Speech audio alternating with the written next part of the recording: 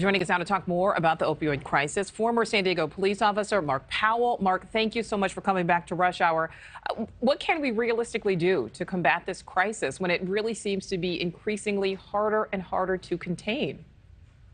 Well, one of the first things we can do is seal the border, because the drugs are pouring through the border. And with a porous border like we have, it makes it very challenging for law enforcement.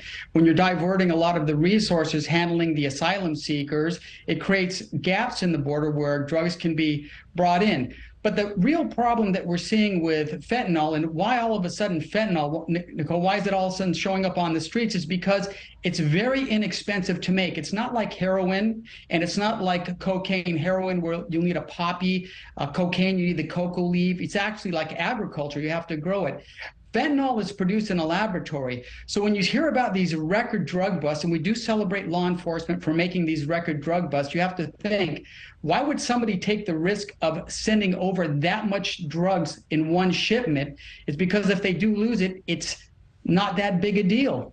I want to dig into that a little bit more, but I mean, we just heard in Brooks' piece, this drug is really unlike anything we've ever seen. It's everywhere. Have we lost the war on fentanyl, as hard as that is to say?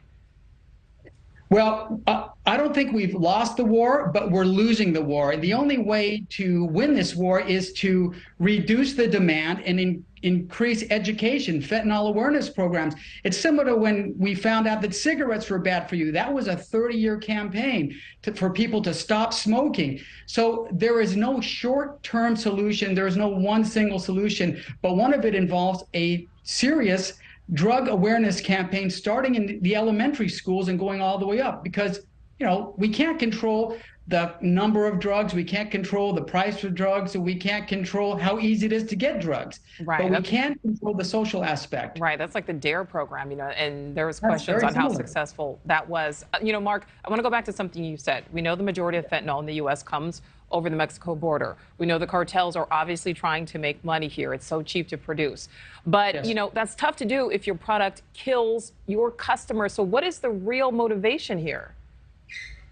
Well, initially, like you heard in the previous segment, that more people were overdosing from fentanyl back a year ago, and now you see less overdoses. So obviously, you're going to modify how you're producing fentanyl. But the problem is it's easily snuck into the country because it's in a pill form. And it's in the border town where I live in San Diego, they're bringing it over in boats because there's no border, no fence in the ocean, and they'll just take their boats, they'll have backpacks full of drugs, and they'll actually just beach the boats and leave them there and run up the sand, and they're in the country with the drugs. They're smuggling them all sorts of different ways, cars, they're even smuggling them inside their bodies and walking across the border so they're not detected.